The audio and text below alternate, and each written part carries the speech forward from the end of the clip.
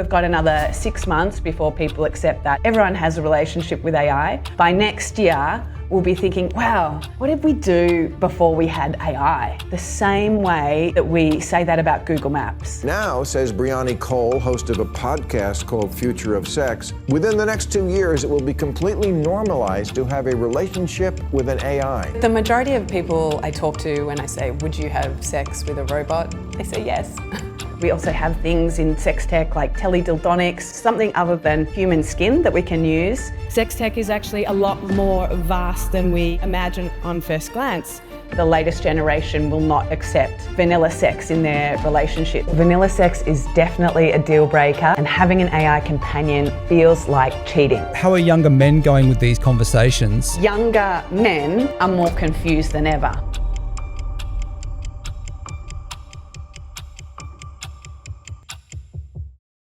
Bryony, if AI partners have the ability to meet our emotional needs, is there any need for human beings in the future?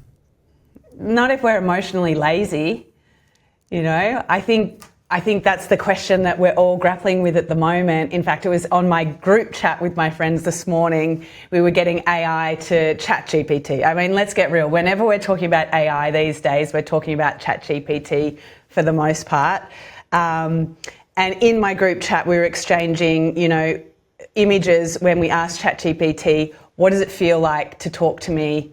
Make an image of that. What does it look like? And one of the comments was, wow, like who needs a boyfriend when you've got ChatGPT? And this was something that I'd seen 2 years ago anyway, with like on the fringes, people using AI and AI companions and thinking, why would I need another? And now today in 2025, it's June now, and we're already seeing that happen in like very mainstream context in WhatsApp threads with our mates, right? And it's hard to grapple with the fact that we're already there. However, I think the question remains, does it actually fulfill all our emotional needs? Does it really satisfy us on that deeper level where we've hit with humans, or even, our relationships with our pets and animals and those sorts of things that emotionally fulfill us, does it strike the same chord? And I think the other thing to note at the moment is we're coming up towards this, don't want to say reckoning, but recognising that AI is in fact a mirror. ChatGPT operates as a mirror. It often tells us what we want to hear. And so that's very different to having a relationship with someone where two people have their own hopes, their own fears, their own lives, their own goals. And there's going to be challenges that you rub up against just because that person does have agency and is operating in the world with their own set of values and set of goals and dreams. So I think in that way, it's really hard to replicate a human relationship. So in terms of it satisfying emotionally our needs for relationships as we know them, I don't think so. But what I think is emerging is something else that is satisfying some sort of emotional need. And what we're seeing is, okay, these relationships, they feel good. They tell us what we want to hear, and maybe they help us sort through things like a therapist would. And it's a new form of relationship. It's a new form of relationship with technology that I believe in a couple of years' time we're going to need curriculums around at schools to teach kids, hey, this is relationships with AI, and that's what that looks like. And this is relationships with humans and your friends, and why that looks different, and why your friends might talk back or argue or have different views. I do think we're getting more clever with the technology as well, in the fact that technology is going to build all these human characteristics into it even further. So the challenges, the rejection, the questioning of what we're saying, I don't think that AI will always be a mirror for us. I think we're going to, the technologists in charge of this will get smarter in mimicking those human dynamics that make relationships so rewarding, which is like, yeah, it is the arguments. Terry Real, as a relationship therapist, talks about what really makes a relationship isn't all the good times and the fun and the amazing dates or the great sex that you're having. It's actually in how you repair. because, you know, human relationships are constantly in this cycle of repairing from the argument and disrepair. And so, yeah, I mean, that's a whole lot of stuff to throw at you, but I think two things at the end of that is like, we're getting more sophisticated with the idea of relationships and what that means. And the technology, as we get more sophisticated, is also getting more sophisticated in mimicking who we are. Bryony, the idea of sex tech seems really new, but you've actually been in this space for quite a while. How did you start? Yeah, I started almost 10 years ago now. So I started off the back of a tech career and working in startups and looking at how technology was changing the way we relate at work. If you've ever used Slack or any of those enterprise sort of social networks, I was working on one of them and, you know, joined a bunch of different companies and was just really fascinated by how technology was changing human behaviour. I was also at a point in my life and my career where I was just like, actually, do you know what? Is this it? Like, I don't think I can see myself climbing the corporate ladder and, you know, going to the top of the tree. I want to do something different. And that was where these two interests converged with, do I want to be a sex therapist? Hang on, I've got like 15 years of experience working in tech companies. And my interest was around humans behaving and how they behave with technology. So that very quickly led to me going, okay, well, I don't want to spend 10 years qualifying as a sex therapist, which was what it was at the time in New York. But how can I take what I've done and the body of work that I've been doing and what I'm interested in and apply that? And that's where I discovered sex tech and started interviewing people for a podcast called Future of Sex. And then, you know, it all started to reveal itself that sex tech was a huge industry, that there were so many predominantly women working in this industry. And then I was like, you know what? I think it wasn't just that I was sick of my tech career and I wanted to be a sex therapist. I think a lot of it is actually women feeling emboldened to have a voice and go a bit further with what it means to be a woman and speak up. And this was right around the time of Me Too and Time's Up that I started working in this field. And so it was incredibly inspiring as well, because you had all these women speaking out about sexual assault, but also speaking out about sexual pleasure. And so I think now looking back, it's always good to look back and see, oh yeah, I think that was also a big part of it. Was my whole career was being a good girl, you know, and doing the right thing and sending the right email or going to the right school or the right university. And there was a bit of a rebel in me that wanted to take up space. And so all of those things converged really nicely to start this sort of interest and passion in sex tech, which has since gone in like ways that I could never imagine, different directions. And which brings us to 2025, when you're talking about AI. I feel like today, finally this year, sex tech is having its moment. You know, there's so much more than AI that we can talk about, but I think that has entered the zeitgeist in a really positive way, that people are paying attention and going, oh, you know what, like connection and relationships are actually really important, and technology is disrupting everything about that. And so I'm like, oh, finally, let's talk about sex tech. When dating apps came out, that was almost like a taboo thing. People were, you know, when they were first available, everyone would talk about that. The older generations were probably very judgmental towards that. Do you think the same thing is going to be happening with AI and sex and people using these? 100%. You're right. So there'll be a lot of judgment around this again. It'll then just become the norm. When do you think this will actually become the norm? Like, what year do you see that happening?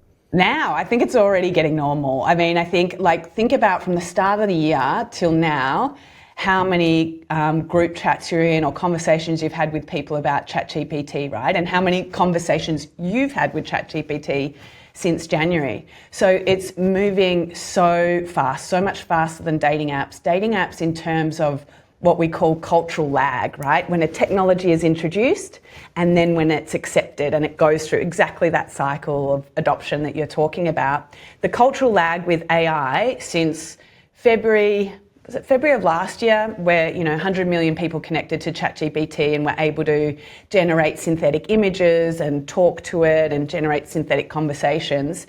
It almost changed things overnight.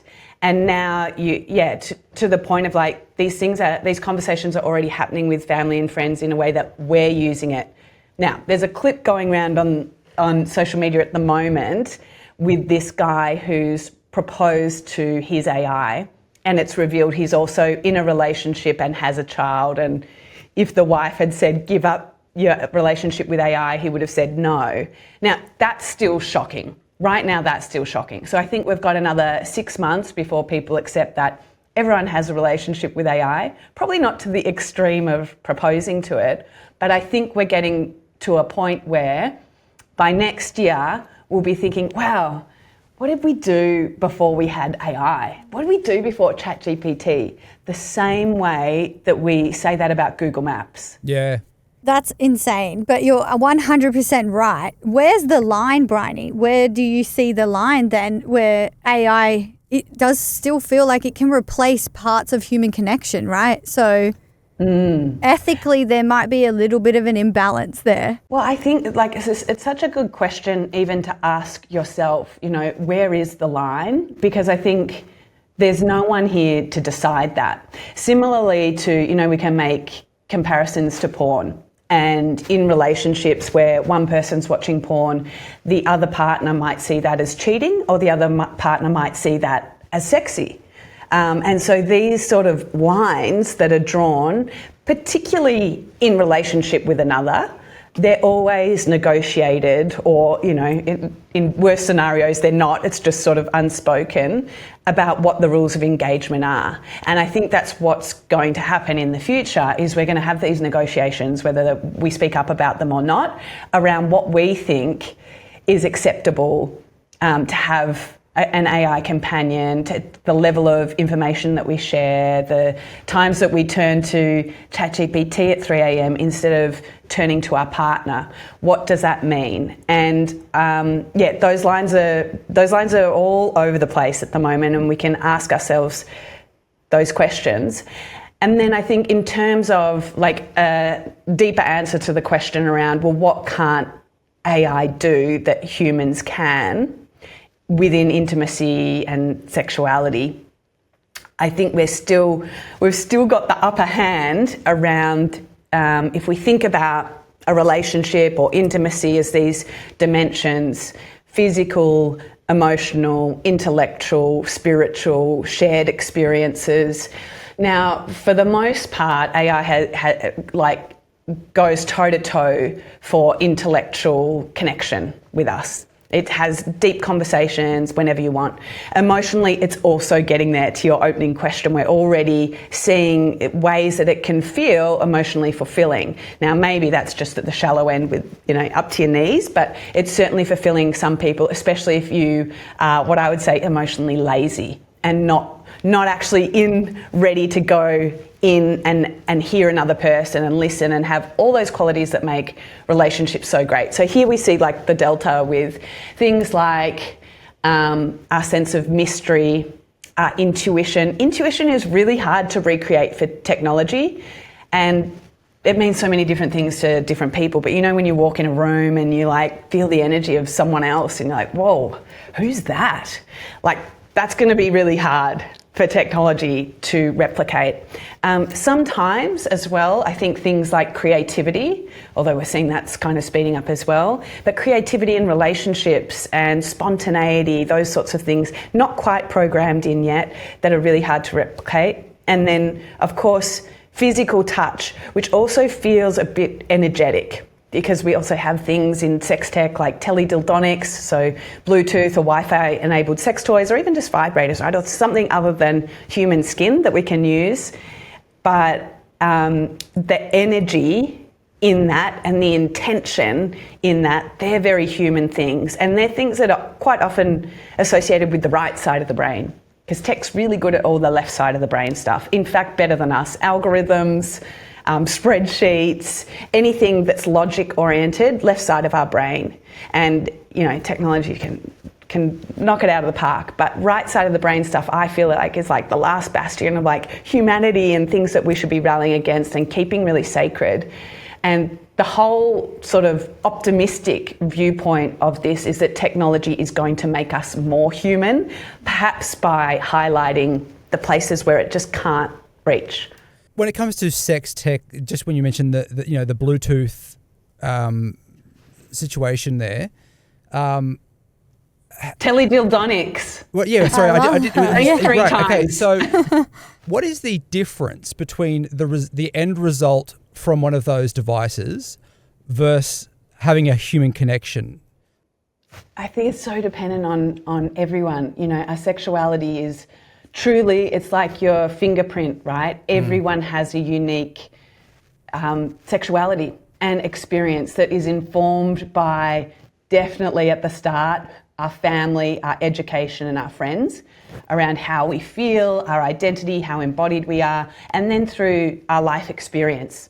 Things that we've had, touch, whether that's through a sex toy or through people, informs how we feel about other people touching us or devices touching us. So it's so unique to you, and it changes over the course of your life, just like our sexuality and what we're attracted to is a spectrum, right? And it can go from heterosexual to homosexual to gay, right? And that will change throughout the course of your life as well. It's never fixed, which I think some people go, oh no, I'm a 0 or 1. Well, in fact, it shifts and it changes and expands and contracts according to your experiences and what you're seeing out in the world. So it's like such a hard question to answer if we're going to talk about it in a like logical computer way. And I'm sure ChatGPT would have something to say about it as well. But I think every orgasm is also different. And that's sort of the science you could get into around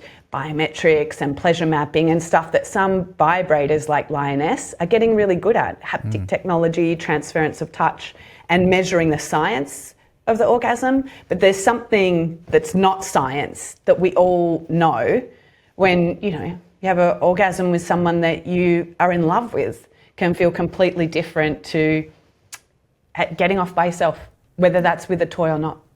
Absolutely. Bryony, I would say that the majority of women would have a vibrator, and That's I don't good. think a I'm lot. glad you think that. I don't think a lot of men would dabble in toys.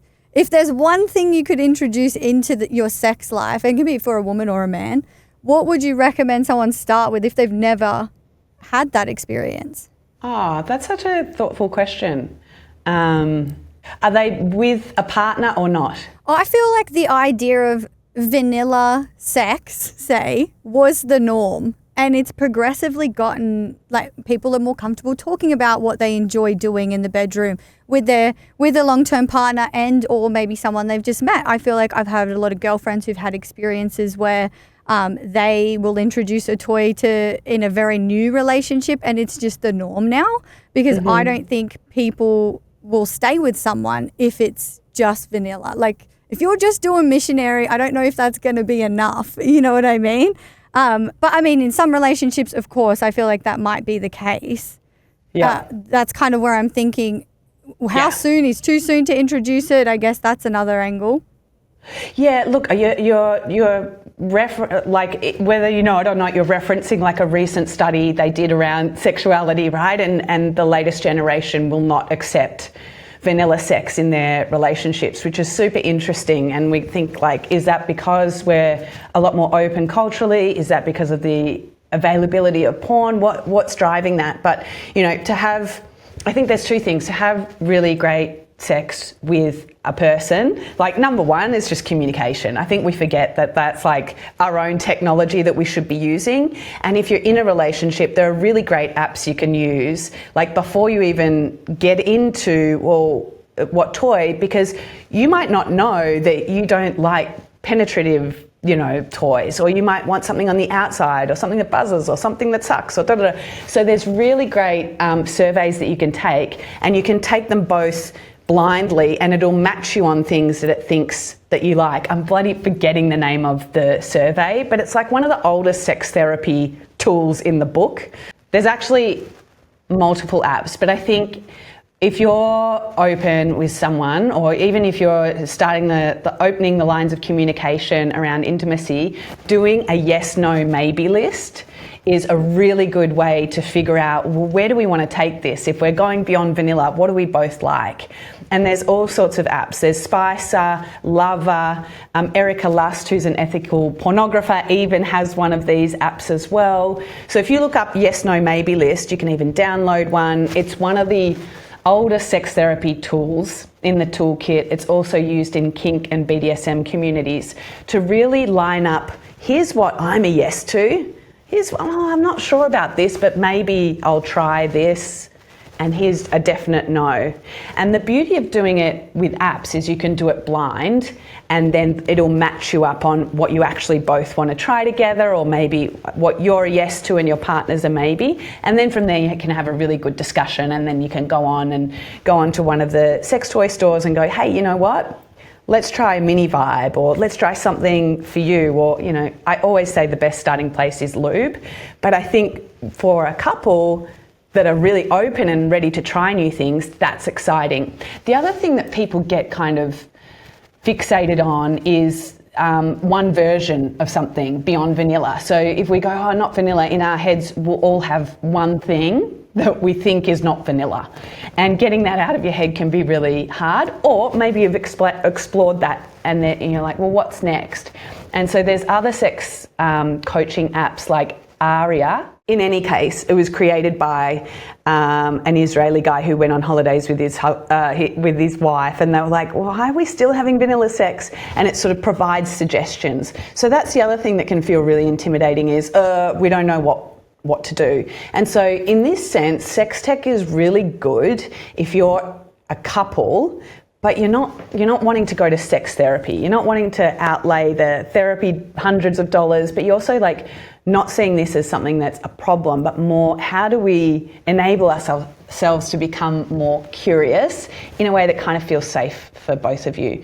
So yeah, any of those apps are really interesting to explore. In terms of, you know, male sex toys, I think we're still trying to see this wave of like new toys and things that can come through that actually look okay to try. I think for the most part, if you go on to sites, you're like, wow, it's still very much got that kind of gas station vibe, or petrol station, as we say here. Like, it's kind of like super explicit, horny goat weed, try this. You know, there's not that nuance that we have with vulva-focused sex toys that fall under a sexual wellness bucket. It's still so taboo for men to experiment with their sexuality or experiment with their sense of touch or what they might like, especially when they're by themselves. They kind of have two options, right? It's like porn or a pill. And we've got to round that out, you know, and I'm hopeful there's a French brand called Man One that's good. There's also like incredible leaders in this space emerging from Australia, like Cam Fraser, who you should definitely have on, who talks about this and who, you know, starts the conversation, because the conversation should always come before the toys or the technology. Yeah. So this is really interesting, right? It sounds like there are two gears going on here at the one time. So you've got women who are really opening up and exploring and educating themselves. How are younger men going with these conversations? And from what you're seeing, are they keeping up, or like where are the younger men at in this conversation at the moment? It really, again, it's like so hard to generalize because it really does depend. I think, you know, what we saw a couple of years ago, and this, you know, all of these conversations around sexuality and what it means to be human are always influenced by what's going on around us culturally and politically and all these sorts of things. So a couple of years ago, pre-Trump, hate to mention it because we're Australians, but it does have such an impact on like the idea of reproductive rights, the idea of masculinity and femininity. We're kind of going 3 steps forward, 2 steps backwards at the moment. But a couple of years ago, when people were talking about gender identity and fluidity and trans rights, younger generations were really dexterous about this and talking about pronouns and really exploring different models of relationships. And they were the ones driving like the poly movement or different dating sort of scenarios or what they wanted out of relationships. And that was really exciting. What you see now in the data is that, and this is, you know, hopefully not so much here, but this is the studies that they do in the States, is like men are becoming more conservative and women are becoming more liberal. So exactly tracking what you're talking about, women kind of fed up and wanting to take up space and talk about things, and also have had these female founders around them that it's like, I don't forget what wave we're up to with feminism, but has moved forward and has made being strong and independent and owning a business and talking about your sexuality actually a much more acceptable topic, to your point that you can bring it to your partner and they're like, oh, of course.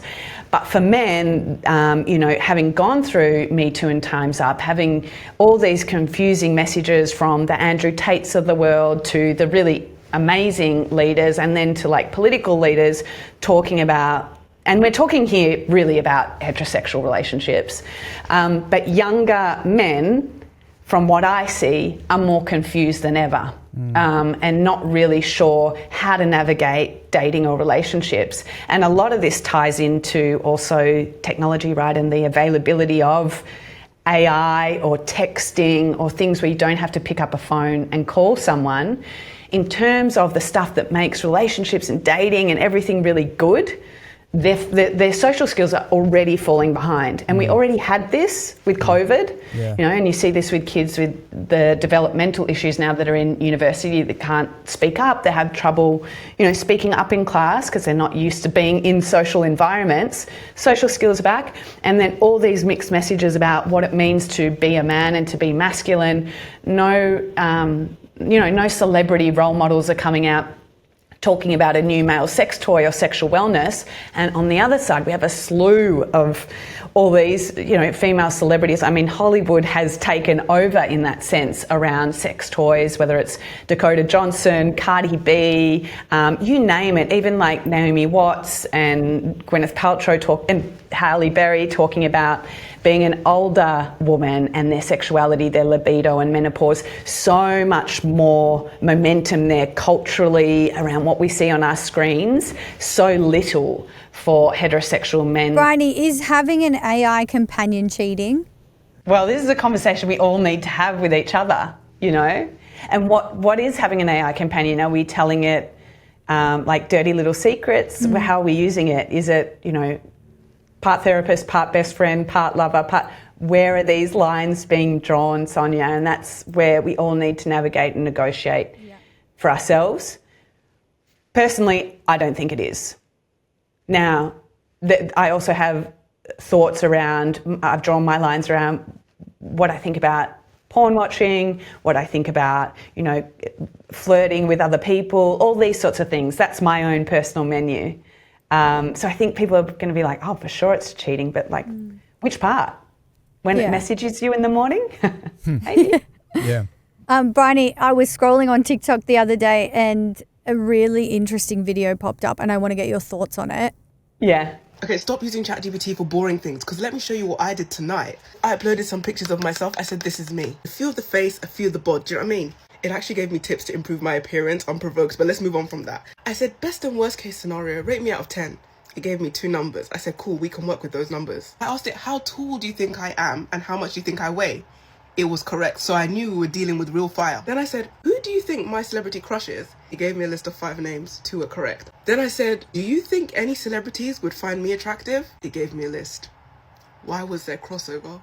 So now my focus shifted. I zoomed in to this one guy. Do you know what I'm saying? I said, do you think it's possible for me and this guy to meet in this lifetime? It gave me a list of 10 locations. Then it gave a list of brands that this celebrity has worked with and is likely to turn up to if they have any streetwear launches. Then I said, okay, let's actually make this realistic. Tell me where a guy who has the same interests, aesthetics and hobbies as this celebrity would go if they were looking for a girlfriend. So now I have another list. Probably never gonna meet him. It's not true. It's just a robot. He doesn't know.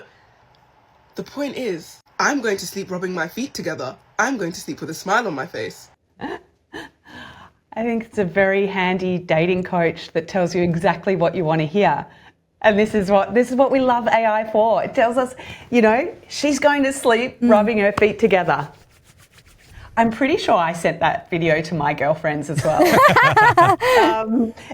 For me, the turn-off was, there's too many prompts and there's a video. I would totally do that. Why wouldn't we? Like, I think this is the equivalent of like the posters that we used to hang up in our bedrooms and, make us feel good about ourselves, or the little, what was that thing we used to do with like telling our fortunes? Like there's a little bit of this that is useful, right? A bit of feedback that makes it feel like this is really personal, but mostly it's an echo chamber. And mostly it's telling you exactly what you want to hear, which is great. This is your biggest hype woman or hype man. Like I'm for it. What did you think? I think I love it, but I also think there's a level of stalkery behavior because you're giving this chatbot your personal information. And so is a lot of people around the world. Now it knows where you are, at what time. It knows a lot about you. So if someone had ill intentions, that's where my brain goes, is this dangerous? I mean, 100% it's dangerous, but we were already doing this with Apple, with Facebook, Meta, with all these big tech companies. We're already giving all of our information away, uploading our photos. Remember when Facebook, I saw this meme the other day, when it was just about like uploading masses of your photos from the last Saturday night? We have already been doing this, and you're right, it is dangerous. There are privacy concerns. This isn't a person on the other end of this. This is a corporation that is driven with commercial interest to return money and to return that money to their investors. And we must never forget that that is the point of these technologies, and that's why they're close to free. What I think is really interesting about that is we tend to forget it because we're starting to anthropomorphize or whatever, humanize the technology so much. It's not just about typing a message or sharing a photo now, but I guess the counter is we could have done that before. For me, the most dangerous part of this is actually at the moment in the image generation and the extension of revenge porn, right? So we already saw this with Meta and Facebook, and it had devastating consequences of images that were real being uploaded or passed around schools or uploaded on Facebook, and mostly young kids being bullied, some to the point of taking their own lives. So now what's so scary about that, and also it's important to point out, governments were really slow to regulate around this and to catch up and make the legislation around revenge porn. And now, if they have to go real fast, because now it's not just revenge porn, it's deep fakes and not being able to tell if that was an image of me or not. And does it even matter? Then we've had these cases in the news for the past week of these young boys that have thought they were messaging a young girl, and then they return back and they send these explicit images. Yeah.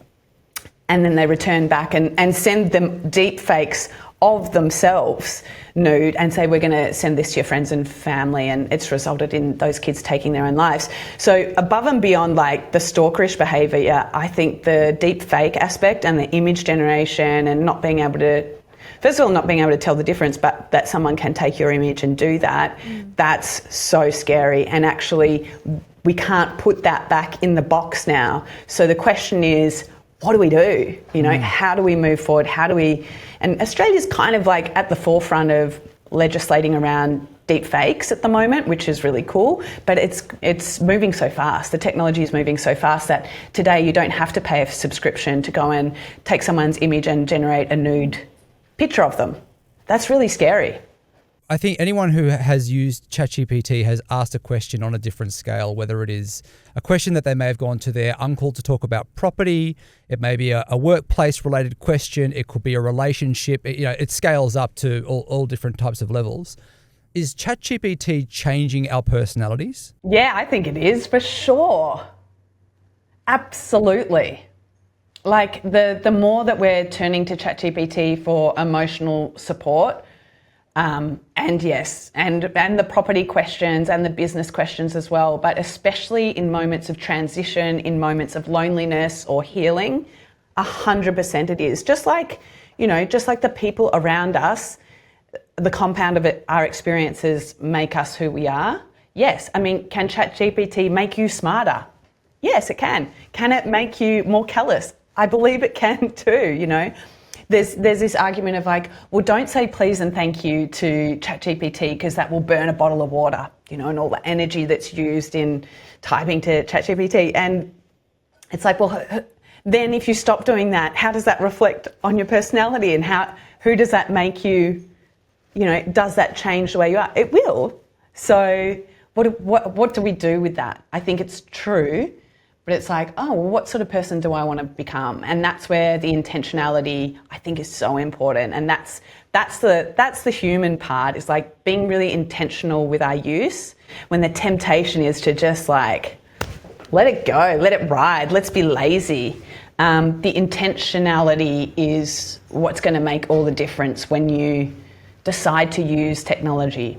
Same thing I've seen with like social media, right? When people are, I'm not going to do that, or I'm going to set a limit, or I'm going to put my smartphone in the living room when I go to bed. The intention makes the difference. So if we keep talking to AI and building these relationships, birth rates coming down, divorce rates going up, where do you see us in 5-10 years' time? Is it going to be better? Are our relationships going to be better or worse? I always say, because people always want a binary answer, right? And they're like, well, is it going to be utopia or dystopia? Is everything going to be amazing? It's all going to be just the best ever? Or are we all burning and like everything's on fire and it's dystopia? I call it through-topia, and it's like the reality is it's somewhere in the middle where there's going to be a bunch of crappy stuff happen, and that's just the inevitability of introducing new technology and future progress. And there's going to be all these things, like the hope is, yeah, we are better at relationships. Yeah, we're much better at opening up and communicating or formulating arguments or resolutions. So through-topia is my sort of way of answering that question. And I remain an optimist. I think you can walk down the street and find plenty of people that think we're all going to hell in a handbasket. But I think there's some really positive use cases already. We're in a really interesting time, and I'm going to generalize here, but I feel like there's this marker of like, if you're 50 and under and you're still in the middle of your career and you're experimenting with technology, you're probably you're doing okay. But if you're in that tier where you're 50 and over, and this wave of technology has come in the last period of time, someone at 50 still has 15 years to go in their career. They've got to, adapt. I have a sense of feeling sorry for someone in that space right now. If they weren't tech savvy in the first place, they're feeling this wave happen. They're seeing everything happen around them.